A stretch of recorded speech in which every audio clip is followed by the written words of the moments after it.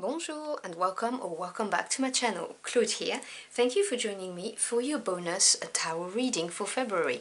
So this will be a reading for the people born under the Hierophant card and the Temperance card. If you do not know what your tarot birth card is, I've dropped you a link in the description box below to a short instructional video. Also a link to the video that explains to you what it means to have these specific cards as your birth cards and your annual card and all of that good stuff. It's all down there. For this reading, I'm going to be using my Pitisci's Tarot de Marseille deck, both editions, and I've reviewed these decks, and there's also a link in the description box below if you are interested in having a look at them and maybe even getting them for yourselves.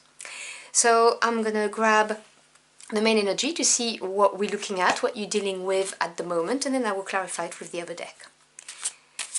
So what do my Aquarians born under the Hierophant and the Temperance cards need to hear for their highest good, please?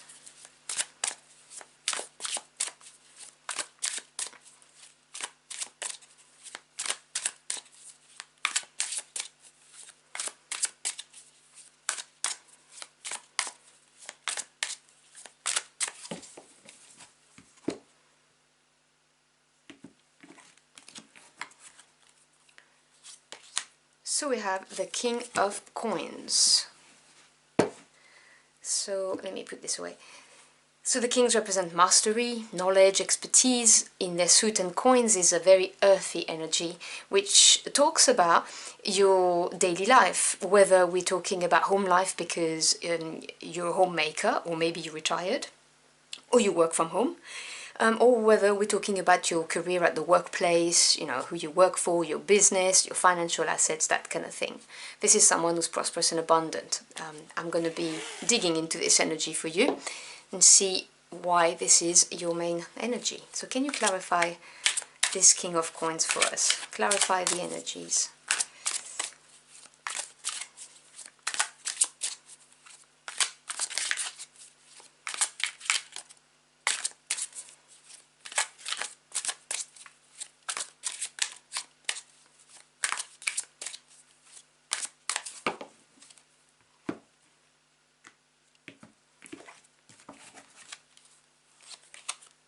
So we have the Five of Cups,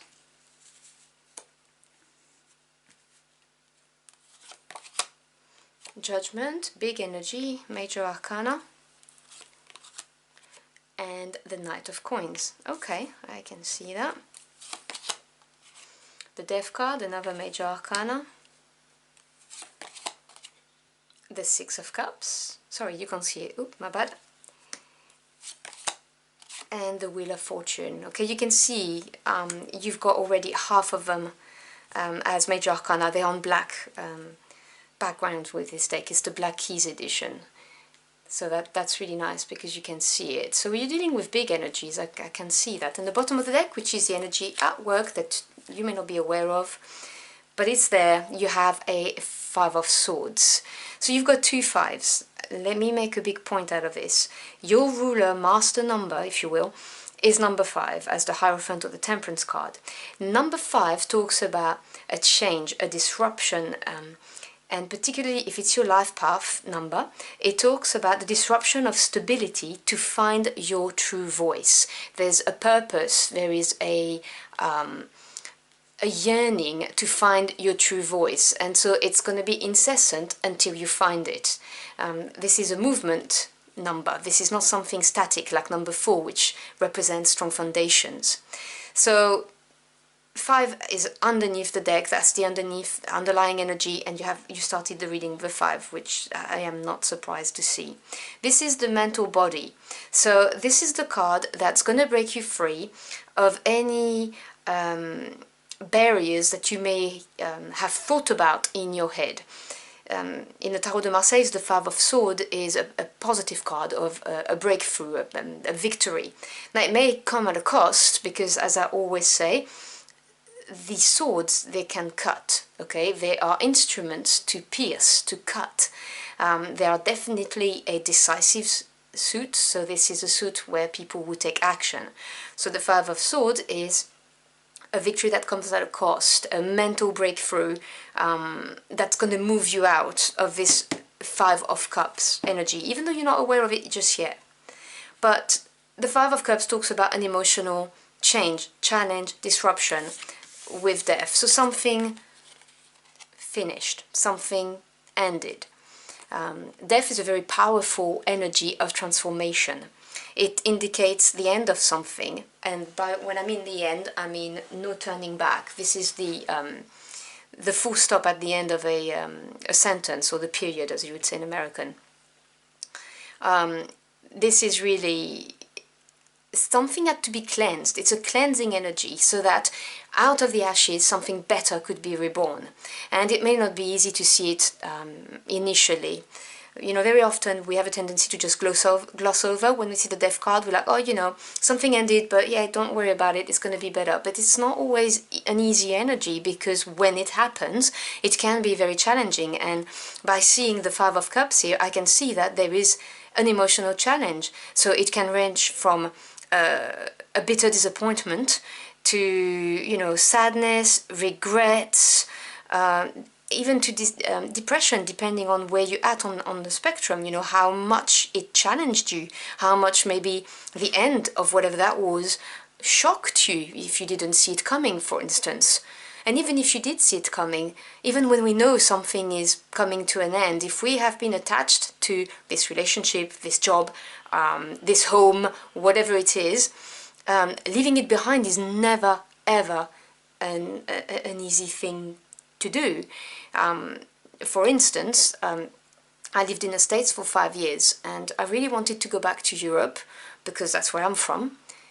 It was very distressing to leave the States, because 5 years is a long time, and I cried a lot.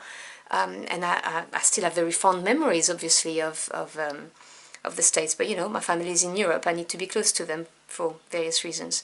So, as I said, even if you know it's happening, or it will happen, it's a challenging energy. That's all I'm trying to say. But this has brought about a life evaluation, okay? Judgment, big karma card of, you know, looking back at something, a situation, an event, anything like that, a relationship, and making decisions based on that. You look at it, and then it's like you've been enlightened, like things make sense, you know, everything appears clearly.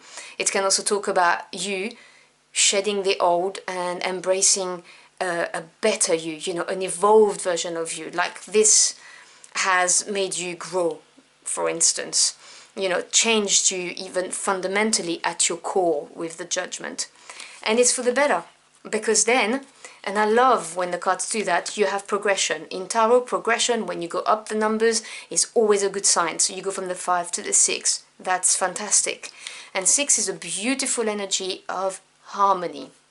Generally speaking, in the Tarot de Marseilles, it's looked at the mix of the four pillars of stability, and the 2, which obviously is union. So it brings you harmony, emotional harmony, peaceful time, just, you know, a very pleasant, healing, soothing time where you feel safe that you have made the right decision, where you feel safe that you understand why this happened, because you went through the Judgment energy. It could be, for some of you, representing a relationship with someone that you've known a long time, because sometimes the 6 of Cups talks about that. Someone from the past, so you may have had a some kind of revelation about this person. It could be, you know, obviously a romantic partner, but it could also be like a friend that you've had since you were kids. That's what I'm hearing. And, you know, there's been some kind of revelation regarding this, that this may be at the core of this disappointment or sadness or regrets that you're going through at the moment. But in any way you look at it, this was fated. We have the Wheel of Fortune here, ruled by number 10. 10 is completion of a cycle. And the Wheel of Fortune is always spinning. So something starts, something ends. Absolutely not surprised to see death and the Wheel of Fortune here, which is why I said maybe the revelation was to do with a relationship with someone you've known for a very long time, because this card has the Wheel of Fortune and death on each side, which obviously is drawing attention to it, you know, revelation on this, and and then something new starting. Now the thing I always say to people is, when you see the Wheel of Fortune, are you going to jump on it and embrace the change, or are you going to stumble? Because the Wheel of Fortune is not going to stop for anybody. This was fated, and I did get this message when I saw the Death card. I really felt the urge of telling you this had to happen. It really had to happen.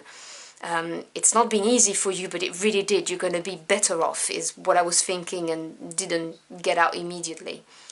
But the Wheel of Fortune is also saying, hey, this is a new opportunity, this was fated, this is your spirit team guiding you. And what I like is that you have the King of Coins here, which is, you know, a very reliable energy.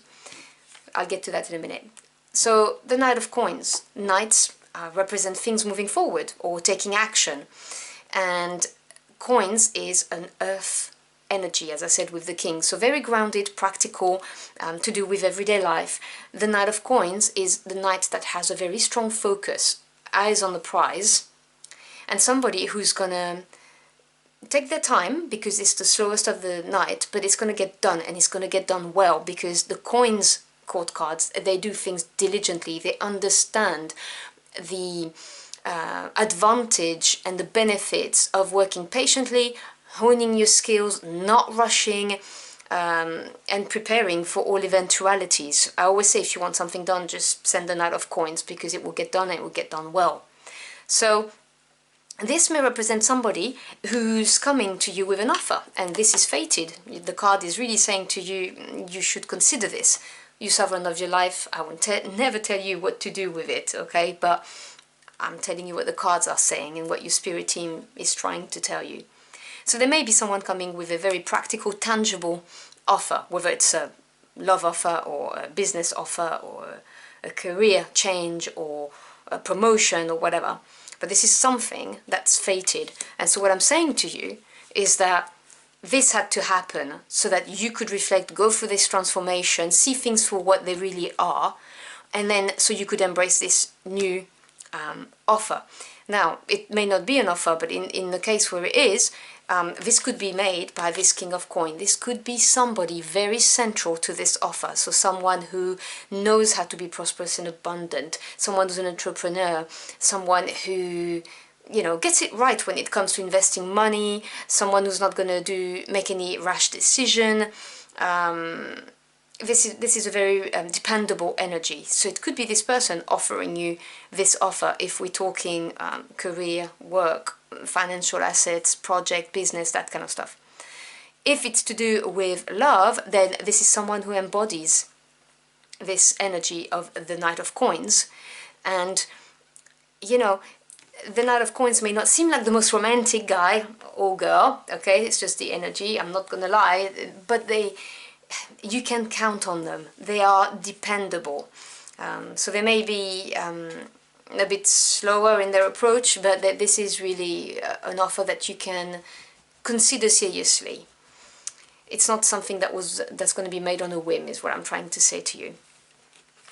And you have this King of Coins, and this is saying, you know, prosperity and abundance, whether it is emotionally, spiritually, or at work. I believe that these are interlinked anyway. You know, if you're not happy emotionally, it's very difficult to bring about financial happiness. That's my take on things anyway. But this is the main energy. So whether this is somebody who you are thinking about, who is the cause for the disappointment, whether this is somebody who's going to bring about this new offer, this change, or whether this is just you, you know, embodying the energy of this King of Coins and wanting to be prosperous, stable, not wanting things that are not permanent, is what I'm hearing. You know, wanting to, whether it's in a romantic relationship or at work or where you are right now, if you've moved a lot, I mean location-wise, this is you saying, do you know what, I want to put down my suitcase, I want to put down roots, and I want to make this happen. And the King of Coins is very capable of doing so. So I hope you've enjoyed your journey for the cards with me. If you found this message helpful in any ways, do let me know in the comment box below. I'd love to hear from you. As always, I thank you for your time. It's your most precious commodity. I'm very grateful you chose to spend it with me. I wish you a wonderful end of the month, and I'll see you again very soon. Until next time, au revoir.